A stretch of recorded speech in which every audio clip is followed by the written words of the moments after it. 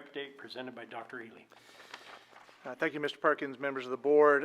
Do have a little bit of an update of where we are here as of January 18th, 2022. As was just referenced, COVID continues to be a challenge for us. It's a challenge. It's a challenge in having enough kids come to school and staff being here and bus drivers and child nutrition. And you know, we continue to work through that. I am somewhat pleased to report that our high water mark for total cases was achieved yesterday at 642. It has come down slightly today to 593. So as of this afternoon, we had 494 students, which represents 3.1% of our students who are COVID positive as of this time and in isolation, and 99 staff members out of our 1,850, which is 5.4% of our staff that are in isolation at this time. We know that other students are not here, and we do know that especially that other staff members have had to be absent. They're having to be absent because they're caring for a family member or they potentially have been close contact. We on the testing front, we started the semester with 800 tests that were provided by the Department of State Health Services. As you recall, that first week of January, the community started running out of tests. We were able to provide tests, 800 of them, and that unfortunately only lasted us 7 days with the number of staff members and students who came up to be tested at that time. So we are now still looking for additional tests, as everybody is at this point. We are doing a lot of monitoring. Every morning we're looking at the number of teachers, bus drivers, and other critical staff that are out at the beginning of the day. We're looking at the number of sub-requests that are unfilled, which necessitates teachers having to cover classes or double up or combine classes. At the end of the day, we're looking at the student attendance rate. Our student attendance rate's been running from the mid-80s to 90% over the last week to week and a half. Other numbers, though, have not been so good. We've been asked, do we have a certain metric that will trigger the closing of a school? And we do not. When we will have to close a school or a grade level or a class will be when we cannot adequately staff that. We've been able to do so, although it's been tough. But we get to a point that we cannot do that. We'll have to look at a particular campus or grade level. In all honesty, I doubt we'll do the entire district because just as the size we are and how the virus migrates through the district. Through all this, we've had a tremendous number of successes as well. I look at our faculty and staff who are taxed and already having to cover classes and continue to step in, and they are continuing to step in and help whenever needed. We have central office staff that are now on campuses as well daily helping out. And we are working with our substitute system with our new folks, with our new folks that are coming alongside us, our partners, ESS, to increase our number of substitutes.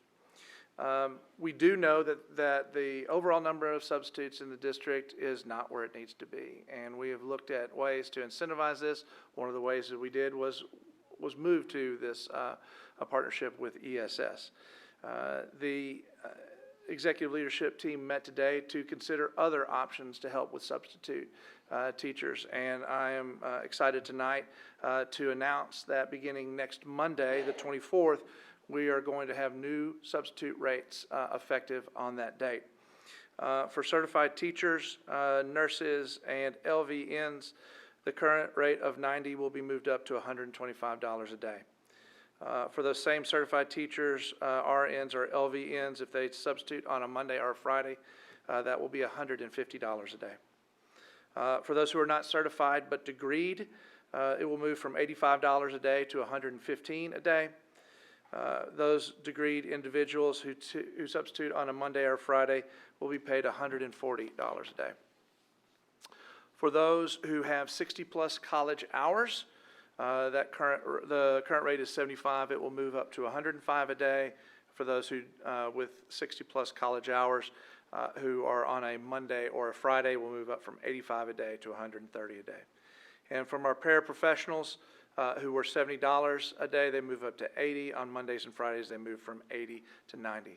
we're enacting these changes. We're amending our contract with ESS. I know a bunch of people are probably writing stuff down. We will be able to, don't worry, we'll be getting all this information out. In fact, to our ESS folks, we'll be getting out that to them tomorrow so they can help that information as they continue with substitute recruitment. I do want to say that this is through the end of the school year, so end of the last day of instruction of spring of 2022.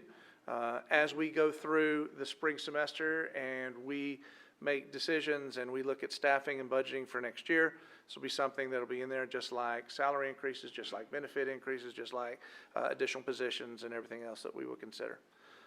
So we feel good that we were able to do this. It brings us in right at the same level with many of the other districts that we are in competition with for substitute teachers. So as I said, we'll be getting more information out to that, to parents and community members and to our campuses starting tomorrow.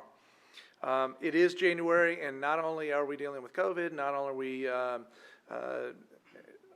are we recognizing our board members for Board Appreciation Month, we're doing a whole lot more other things as well in addition to that. So talking about the board came together, all 7 of us, in fact, a team of 8, myself included, spent 12 hours together in board training last week. That was all day Friday and half day Saturday with the Schertz Center for School Improvement. We were able to work with 5 other boards of trustees and senior leadership and learn a lot about doing just what we're doing tonight, and that's taking challenges and turning them into opportunities and working on leading through the difficulties that we have to face. And I just want to say thank you to all 7 board members and their families who made the sacrifice and the commitment to be there. Of the 6 boards that were there, we were the only one that was represented by every single board member, and I think that says a lot about you and your commitment to the school district. Tonight's going to be a big night. We're going to be selecting our group to help facilitate our strategic planning process that will be occurring this spring and into the summer. We'll be selecting a new chief financial officer. We'll be saying goodbye shortly to Mr. Pruski, who has served this district with distinction for 28 years and is CFO since 2019, but we're excited to be able to look at who will be able to come and help us as a district moving forward. And as we are working as a unit, as a team, to update our enrollment and campus capacity projections based on our annual demographic report, our 3rd quarter report. We'll be sharing that information out to the combined community advisory committee. That meeting is scheduled for Wednesday, February the 2nd, Groundhog Day. And we are planning on an elected leaders luncheon, and that it will be 3 weeks after CCAC, and that would be on Wednesday, February the 23rd. Look for more information from us about that. And finally, as I talked a little bit about budgeting and staffing, we're setting the stage for that as we work through the various challenges that we have for next year. And that will take up a lot of our time as a team of 8 and as administration. So that concludes my report.